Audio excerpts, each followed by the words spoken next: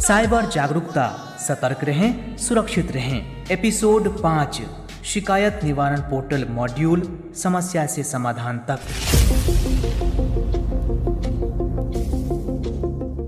नमस्कार, अपना radio 96.9 FM में आप सभी का स्वागत है। आप सुन रहे हैं हमारी विशेष कार्यक्रम श्रृंखला साइबर जागरूकता, सतर्क रहें, सुरक्षित रहें। मैं हूं कविता। आज का हमारा विषय है शिकायत निवारण पोर्टल मॉड्यूल और समस्या से समाधान तक। दोस्तों, दुनिया आज डिजिटल होती जा रही है। जिंदगी जितनी आसान हुई है, उतना ही एक नया खतरा हम सबके सामने आ चुका है। वो है ऑनलाइन धोखाधड़ी। सवाल ये आता है कि क्या सचमुच इंटरनेट की इस दुनिया में हम सुरक्षित हैं? यदि हमारा पैसा कहीं चला जाता है, हमारा अकाउंट होल्ड हो जाता है, तो उस अकाउंट को हम वापस रिस्टोर कैसे करा सकते हैं? क्या होता है ग्रीवांस और कैसे हम मदद मांग सकते हैं? आज इसी विषय पर होगी चर्चा। हमारे साथ जुड़ेंगे भारतीय साइबर अपराध समन्वय केंद्र, गृह मंत्रालय में उप निदेशक के पद पर कार्यरत श्री अखिलेश गौड़ जी। अपना रेडियो 96.9 FM।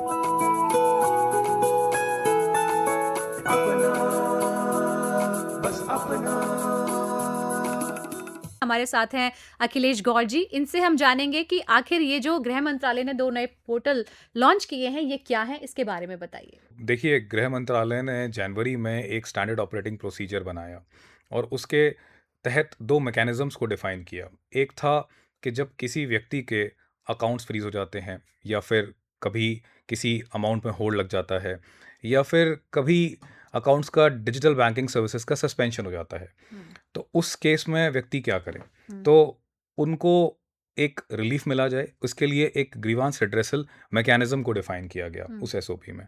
एंड उस मैकेनिज्म को ट्रेस करते हुए एक पोर्टल डिफाइन किया गया जिसका नाम है ग्रीवांस रिड्रेसल मॉड्यूल। ऐसे ही अभी तक आप देखेंगे कि जो साइबर क्राइम्स में एक्शन होता है एंड एक्शन होने के बाद पैसे बचाए जाते हैं लोगों के फाइनेंशियल फ्रॉड्स में, तो अब उन पैसों को बचा तो लेते हैं, रिफंड्स के लिए थोड़ा सा प्रोसेस कॉम्प्लेक्स है, लंबा है, कोर्ट के थ्रू जाना पड़ता है। उसको आसान बनाने के लिए प्लस एक सेंट्रलाइज सिस्टम बनाने के लिए हमने एक पोर्टल बना दिया, और वो पोर्टल का पूरा जो आप कह सकते हैं एक्सप्लेनेशन है वो एसओपी में है, and that is called money restoration module. तो ये 2 बहुत ही इंपॉर्टेंट पार्ट हैं एसओपी के, जिसके बारे में हम लोग चर्चा करेंगे। तो अखिलेश जी, ज्यादातर लोगों के साथ समस्या यही होती है कि पैसा तो चला गया, और आपने जैसा बोला ये बहुत एक नई चीज है, क्योंकि लोगों को पता ही नहीं है फिर पैसा रुक गया तो ले कहाँ से। तो ये जो ग्रीवांस आपने बताया, शिकायत जो है वो ग्रीवांस कहाँ पे करें, फिर कैसे इसका आगे प्रोसीजर होता है? अगर किसी व्यक्ति के, जैसे मैंने बताया, अगर खाते में फ्रीज लग जाए या फिर पैसा होल्ड हो जाए, तो सबसे पहले उनको अपनी बैंक ब्रांच में जाना है। बैंक ब्रांच में वो जाएंगे और बैंक ब्रांच में जाकर के वो जो ब्रांच में हेल्प डेस्क होगी उनको बताएंगे कि उनके अकाउंट पे एक एक्शन हुआ है। हेल्प डेस्क उनके एप्लीकेशन को एक्सेप्ट करेंगे। एक्सेप्ट करने के बाद उनके पास 7 दिन का समय है। उस समय के अंतर्गत उसमें एक एनहेंस ड्यू डिलिजेंस करेंगे। वेरिफिकेशन प्रोसेस जो होता है ये चेक करने के लिए कि ये कहीं अकाउंट कोई फ्रॉड का तो नहीं है। एक बार उन्होंने वेरीफाई कर लिया, वो कंक्लूजन पे आ गए कि ये अकाउंट जेन्युइन है, इसके बाद ग्रीवांस रेज हो जाएगा। अब देखिए, यहाँ पे क्या है कि ग्रीवांस तो ब्रांच रेस करेगी, लेकिन उसको वेरीफाई करने के लिए उनके नोडल ऑफिसर को रिस्पॉन्सिबिलिटी दी गई है, ताकि कभी ऐसा ना हो कि कोई फ्रॉडुलेंट पर्सन आकर के या कोई मनी म्यूल आकर के किसी एक ग्रीवांस को रेस करवा ले। क्योंकि आप जानते हैं कि जब म्यूल अकाउंट्स पे एक्शन होता है तो बहुत सारे फ्रॉडस्टर्स के अकाउंट को भी फ्रीज किया जाता है, एक्शन किया जाता है। तो ऐसा मान के चल रहे हैं कि जेन्युइन व्यक्ति के साथ साथ कोई हो सकता है फ्रॉडस्टर भी आ जाए ब्रांच में, तो उनको रोकने के लिए भी एक तरीका हमने बनाया। तो एक बार जब किसी का भी अकाउंट फ्रीज हो, जो जेन्युइन पर्सन है, कोई बिजनेस होल्डर हो सकता है, कोई स्टूडेंट हो सकते हैं, या कोई होम मेकर, या कोई सेल्फ हेल्प ग्रुप के बिजनेस ओनर हो सकते हैं, तो उनको अपनी बैंक ब्रांच में जाना है। ये बात तो हुई एक जनरल बैंक की जिनके पास ब्रांच बैंकिंग है। जिन बैंक्स में ब्रांच बैंकिंग नहीं है, तो उनके जो अपने चैनल्स हैं, जैसे कि ईमेल या कस्टमर केयर कॉलिंग, तो अपना ग्रीवांस वहाँ दर्ज करा देंगे, और बैंक्स की अपनी टीम्स उन ग्रीवांसेस को पोर्टल पे रेस कर देगी। कई बार ऐसा भी होता है कि जैसा आपने बोला कि कोई जेन्युइन पर्सन है जिसका अमाउंट रोक लिया जाता है, लेकिन उसी पैसे से कई बार लेन देन जो हो जाती है, तो वो जेन्युइन पर्सन को तो पता नहीं चलता। इस चक्कर में उसका भी कई बार जो खाता है वो होल्ड कर लिया जाता है। इस तरह की चीजों में क्या होता है सर? देखिए, बिल्कुल सही बोला आपने। अगर आप साइबर क्राइम को थोड़ा स्टडी करें तो आपको दिखेगा कि फ्रॉडस्टर्स की टेंडेंसी होती है पैसे को घुमाने की। तो पैसे को लेयर करते हैं। जैसे विक्टिम के साथ फ्रॉड हुआ तो पैसे को निकाल करके पहले एक सेट ऑफ अकाउंट्स में डाला जाएगा, उसके बाद उनको ट्रांसफ़र किया जाएगा अनदर सेट ऑफ अकाउंट्स में। तो इसे बोलते हैं layers of the bank accounts. तो कुछ लेयर तक वो पैसों को ट्रांसफ़र करते हैं। अब देखिए अल्टीमेटली है तो मनी, इसका यूज़ तो करना ही है, तो कहीं न कहीं जाके उस पैसे को स्पेंड भी करते हैं किसी न किसी अकाउंट से। अब स्पेंड फॉर एग्ज़ाम्पल कहीं हॉस्पिटल में बिल पेमेंट कर दिया, या फिर टिकट्स बुक करा लीं, कहीं पे जा कर के ई-कॉमर्स वेबसाइट जैसे अमेज़न है, फ्लिपकार्ट है, खरीदारी कर ली। तो होता क्या है, जो जेन्युइन खाते हैं वो भी मनी ट्रेल में फीचर हो जाते हैं। अब इसकी वजह से जब इन्वेस्टिगेशन ऑफिसर्स सारे अकाउंट्स पे एक्शन करते हैं, तो कहीं ना कहीं जेन्युइन अकाउंट भी इसमें रोपन हो जाते हैं और उस पर फ्रीज या फिर होल्ड लग जाता है। तो इन सभी अकाउंट और इन सभी तरह के जो अकाउंट होल्डर्स हैं, अगर इनकी कभी भी किसी भी तरह की शिकायत है तो बैंक ब्रांच में जाकर के ग्रीवांस एड्रेसल पोर्टल पे अपना ग्रीवांस ये लोग रेस कर सकते हैं। जी।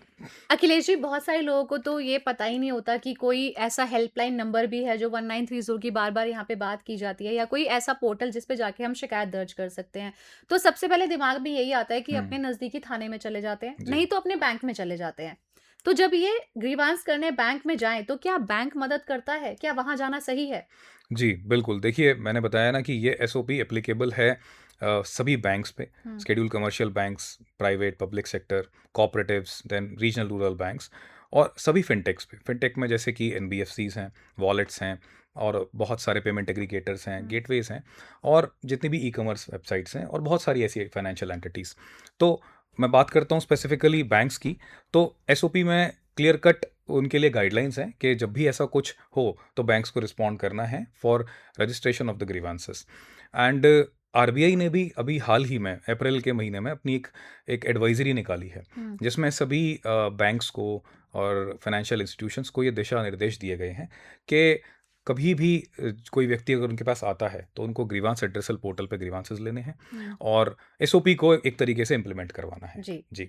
हमने कई बार ऐसा, अभी हम लगातार अपने साइबर एक्सपर्ट से बात कर रहे हैं तो बहुत टाइम में ऐसी बातें जो है वो समझ में आ जाती है और कई चीज़ ऐसी हैं जो नई है, हमारे लिए भी नहीं है, ऑल्दो हम रिसर्च करके बैठते हैं, बट बहुत सारे लोगों को पता नहीं है वीडियो कॉन्फ्रेंसिंग के बारे में। जी। तो क्या हर केस में, हर ग्रीवांस में वीडियो कॉन्फ्रेंसिंग अनिवार्य है?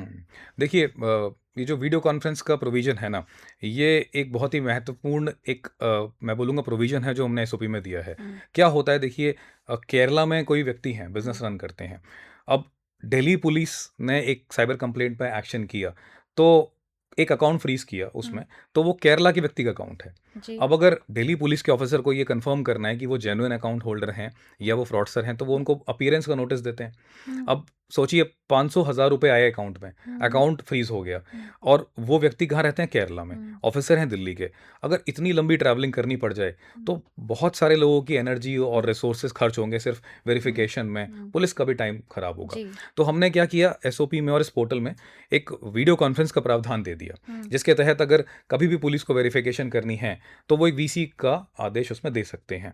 बैंक जो ब्रांच है जिनको ये रिक्वेस्ट जाएगी, वो कंसर्न अकाउंट होल्डर को ब्रांच में बुलाएंगे, अपने साथ बिठाएंगे और निर्धारित समय पे पुलिस ऑफिसर के साथ वीसी करेंगे। उसका देखिए महत्व ये है ना कि जो ऑफिसर इसको इन्वेस्टिगेट कर रहे हैं उनके लिए जानना बहुत ज़रूरी है कि कैसे पैसा आया, what was the source of money और क्यों आया, रीज़न क्या था। अगर ये चीज़ों की पुष्टि उन्होंने तरीके से कर ली तो फिर then it becomes a cake walk. वो ग्रीवांस में जो भी होल्डिंग है या फ्रीजिंग है उसको खोलने में वो हिचकेंगे नहीं। जी, तो मतलब ये जो वीडियो कॉन्फ्रेंसिंग होती है ये बैंक के थ्रू होती है, क्योंकि मेरा सवाल यही था ना कि आजकल तो इस तरह के फ्रॉड भी हो रहे हैं जो साइबर अरेस्ट कर लेते हैं, तो लोग कहीं डर जाए। नहीं, तो ऐसा बैंक नहीं के है। थ्रू ही होता है। बिल्कुल, इस पे ध्यान रखा गया है पूरा, क्योंकि पोर्टल पे रिक्वेस्ट जाएगी। अच्छा, वो अपने मीडियम यूज़ कर सकते हैं पुलिस ऑफिसर्स एंड बैंक्स, और ऑफ कोर्स जो निर्धारित मीडियम्स हैं जैसे आजकल वीसीज होती हैं अलग अलग चैनल्स के थ्रू।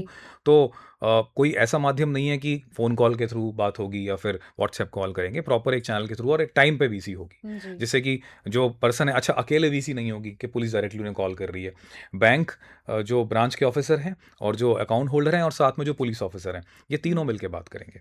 तो जो बैंक होल्डर हैं, खाता धारक, वो क्या जी। रिव्यू मांग सकते हैं फिर? हाँ, बिल्कुल। देखिए, ऐसा हो सकता है कि जब ऑफिसर उस अकाउंट को एग्जामिन करें, तो एग्जामिन करने के बाद इस कंक्लूजन में पहुंचे कि ये अकाउंट नहीं खुल सकता, राइट? तो ऐसे केस में वो हो सकता है ग्रीवांस को रिजेक्ट कर दें। अब जब वो रिजेक्ट करेंगे तो वो एक मैसेज जाएगा अकाउंट होल्डर को कि आपका जो ग्रीवांस है या आपकी जो शिकायत है उस पर इन्वेस्टिगेशन ऑफिसर ने रिजेक्ट कर दिया है। लेकिन मैं बताना चाहता हूँ, हमने इसीलिए एक अपील का मैकेनिज्म दिया है और एक 3 टायर्ड सिस्टम बनाया कि इसके बाद जो अकाउंट होल्डर हैं वो वापस अपनी बैंक ब्रांच में विजिट करेंगे और विजिट करके ग्रीवांस को एस्केलेट करा सकते हैं डिस्ट्रिक्ट ग्रीवांस एड्रेसल ऑफिसर को, जो कि पुलिस के लेवल पे एक डीवाईएसपी, एडिशनल एसपी या एसपी लेवल के ऑफिसर होते हैं।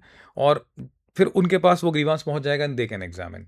मान लें कि एसपी साहब या एडिशनल एसपी साहब ने डिसीजन लिया कि ये तो जेन्युइन केस है, मेरिट है, तो वो खोलने का आदेश दे देंगे। बैंक को 2 कैलेंडर डेज में खोलना पड़ेगा।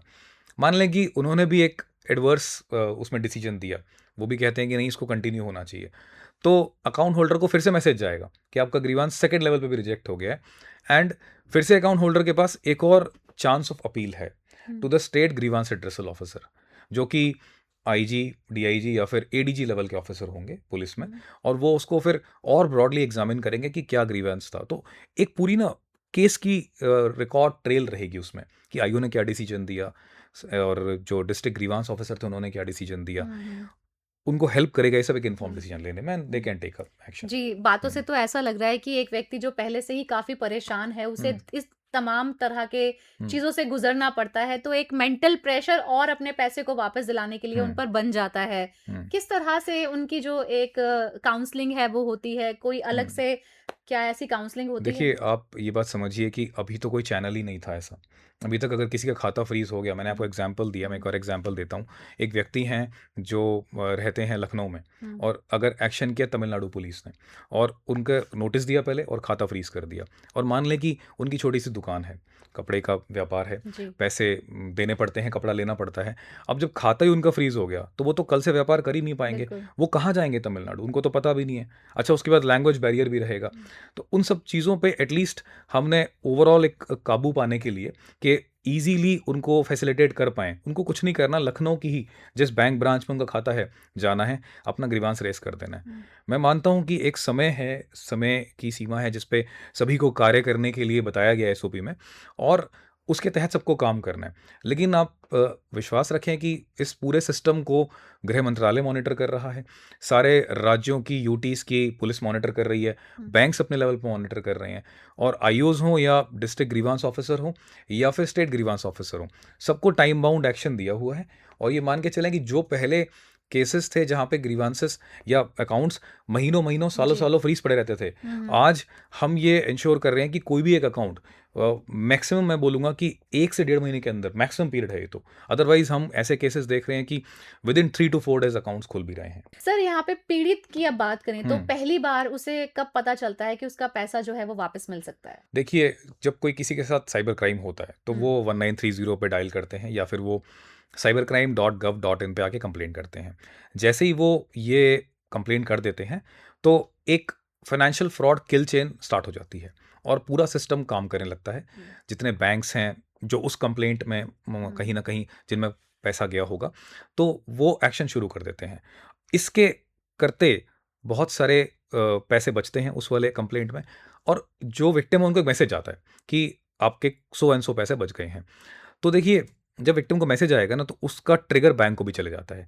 अब बैंक के ऊपर है कि बैंक को कंफर्म करना है, क्योंकि उन्होंने होल्ड किया है पैसे को, क्या वो पैसा वापस हो सकता है या नहीं हो सकता, ये बैंक को बताना है। तो बैंक ड्यूटी बाउंड है, पोर्टल पे आकर के वो बताएंगे। जैसे ही वो कंफर्म करेंगे विक्टिम को कि आपके 3 खातों में ये 3-3 हज़ार रुपए थे, लेट्स से आपके बच गए हैं और रिफंड भी कर सकते हैं, तो वो मैसेज विक्टिम को तुरंत आएगा। उस मैसेज के साथ विक्टिम को एक लिंक भी आएगा कि ये पोर्टल है जिस पे जाके आप पैसा वापस की अपना रिक्वेस्ट कर सकते हैं। That is called money restoration portal, right. तो ट्रिगर मैसेज ईमेल की मेल से मिलेगा, साथ साथ जो पुलिस ऑफिसर्स हैं उनको भी एक ट्रिगर जाएगा कि हाँ, इस केस में पैसा रेडी है, आप विक्टिम्स को अप्रोच करें। देखिए, बहुत बार ऐसा होता है ना कि दूर दराज के इलाकों में, गांव में लोगों के पास फ़ोन नहीं है, किसी और ने उनकी कंप्लेंट करवाई है। कई बार लोग कॉमन सर्विस सेंटर्स की हेल्प लेते हैं या फिर कहीं पे कोई शिक्षक की हेल्प ले ली, तो अब मैसेज देना बहुत ज़रूरी है। तो जैसे ही एक बार कंफर्म हुआ बैंक के एंड से कि पैसा रिटर्न किया जा सकता है, तो तुरंत पुलिस के पास भी अपडेट आता है, एंड जिन्होंने शिकायत की थी, शिकायतकर्ता के मोबाइल पे मैसेज जाता है, तो इधर पुलिस और शिकायतकर्ता दोनों ही उस पर एक्शन कर सकते हैं। तो पीड़ित जो है सर, वो दावा जो है वो क्लेम कब शुरू कर सकता है? जी, तो देखिए पीड़ित जो है वो सबसे पहले मनी रिस्टोरेशन पोर्टल पे जाएँगे, अपना एक्नॉलेजमेंट आईडी डालेंगे। एक्नॉलेजमेंट आईडी डालने के बाद उनको जितना भी पैसा बचा है, वो सारा नज़र आ जाएगा।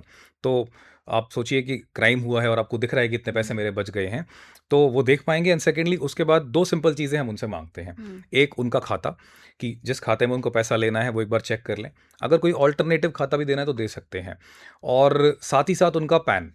तो वो अपलोड करेंगे और खाता हमको डिटेल दे देंगे और फिर रिक्वेस्ट को सबमिट कर देंगे। जब वो सबमिट करेंगे, तो सबमिट करने के बाद उनको एक यूनिक आईडी मिलती है। उस यूनिक आईडी की हेल्प से वो आगे ट्रैक कर सकते हैं कि उनका जो प्रोसेस है, वो रिफंड का कितना आगे निकल गया है। जी, जी। हम लगातार इन प्रोग्राम्स में एक समय सीमा की बात सुन रहे हैं सर, तो क्या जो ये शिकायत है, इनका भी कोई टाइम है कि इतने टाइम में जाके आपको पोर्टल पे शिकायत या ग्रीवांस दे ही देना है? जी, देखिए जो ग्रीवांस की बात है तो जो जिसका अकाउंट फ्रीज़ हुआ है, जिसके अकाउंट पे एक्शन हुआ है, उनके लिए तो कोई टाइमलाइन नहीं है, वो तो कभी भी दे सकते हैं। लेकिन हाँ, जिनको जैसे बैंक की ब्रांच है, उनके लिए 7 दिन का टाइमलाइन है।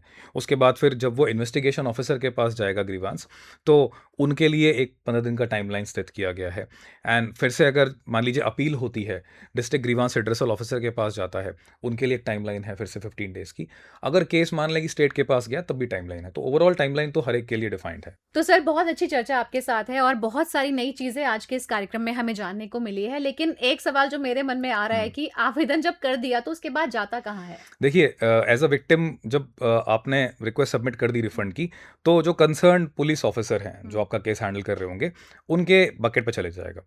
इस पोर्टल पे सिटीजन भी कर सकते हैं कंप्लेंट, पुलिस के भी लॉगिन्स हैं, साथ साथ बैंक्स के भी हैं। तो कंसर्न पुलिस ऑफिसर अपने जब इनबॉक्स पे जाएंगे, तो उनको एक रिक्वेस्ट आईडी दिखेगी, वही वाली जो विक्टिम ने रेस किया होगा, and they can take action on that. अब अगर विक्टिम ने पहले से ही कोर्ट ऑर्डर दे दिया है, तो वो उसको एग्जामिन करेंगे, एग्जामिन करके देखेंगे सही है कि नहीं है, और जो पैसे जो रकम बचाई गई है उतनी है उसमें मौजूद, जिन बैंकों में पैसे बचे हैं वो सही से उसमें मौजूद हैं, और जिस विक्टिम ने जिस खाते को दिया है कि मुझे इस खाते में रिफंड चाहिए, वो ठीक से लिखा है।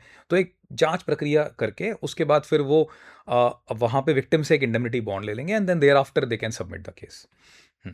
तो हमने सुना है एसओपी में 50,000 रुपीस की एक लिमिट भी है। ये क्या है, इसके बारे में बताइए? जी, काफ़ी महत्वपूर्ण आपने क्वेश्चन पूछा।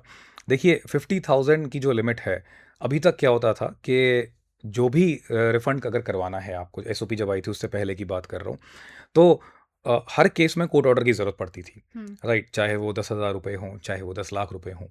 लेकिन अभी एसओपी ने एक वेरिएशन लेके आए हैं कि पुलिस को भी पावर्स दे दी हैं।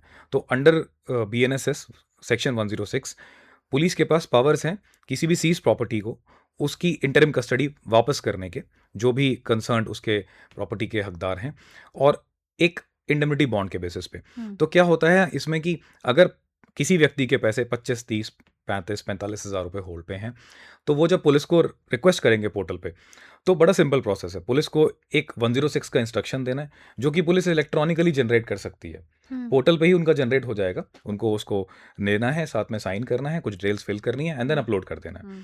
विक्टिम का भी ऐसा ही है, इंडेमनिटी बॉन्ड पुलिस उनसे भरवाएंगे, वो भी इलेक्ट्रॉनिकली जनरेटेड है, एंड देन साइन करा के अपलोड करा देंगे एक स्टैम्प पेपर पे स्टेट रूलिंग्स के हिसाब से। तो जब पुलिस अपलोड करके सबमिट करेंगे, वो चले जाएगा बैंक के पास, देन बैंक उसे रिफंड कर देंगे।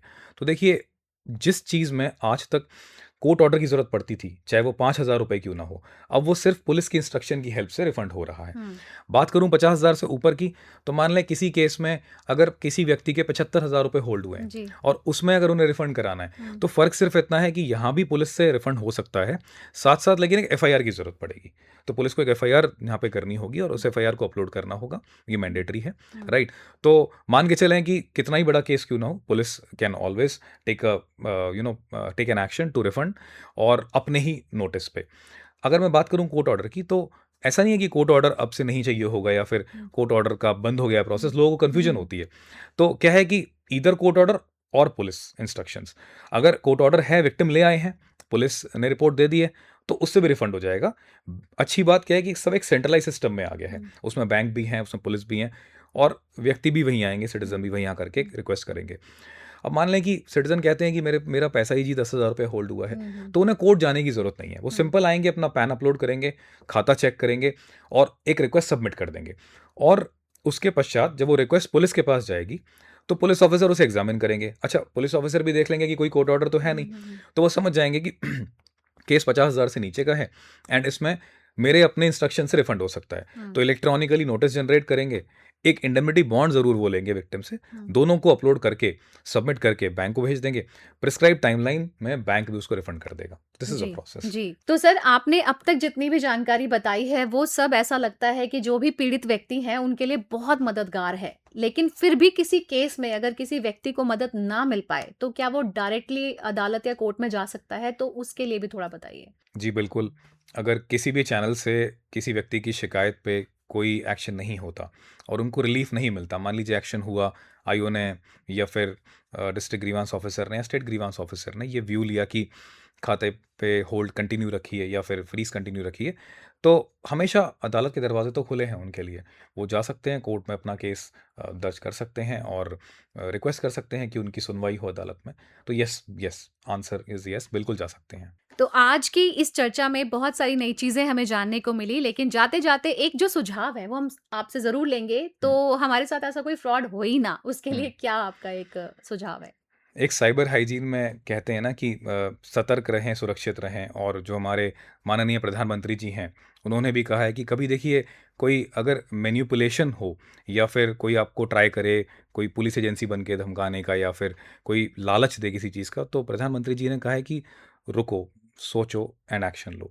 Stop, think and take action. तो आप कभी भी अगर ये चीज़ अपनाएंगे ना, तो किसी भी तरह का फ्रॉड क्यों ना हो रहा आपके साथ, आप सतर्क हो जाएंगे।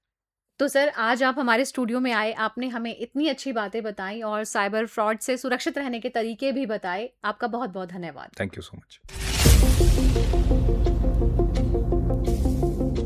तो श्रोताओं, आज की बातचीत से यही समझा जा सकता है कि ऑनलाइन सुविधा के साथ सतर्कता भी उतनी ही जरूरी है। याद रखिए, आज मिली हुई जानकारी आपको बेहद ही काम आएगी और कुछ छोटी छोटी जानकारियों से आप अपनी जमा पूंजी को बचा सकते हैं। इसी उम्मीद में कि आप सतर्क रहें, सुरक्षित रहें, कविता शर्मा को दीजिए अनुमति। सुनते रहिए अपना रेडियो 96.9 FM। नमस्कार। धोखा धोखा धोखा, ये साइबर वाला धोखा है। टीवी पासवर्ड ओटीपी ना देना तुम, हो जाएगा खाता ये खाली। उड़ जाएगी सारी कमाई, आ जाएगी कंगाली कंगाली।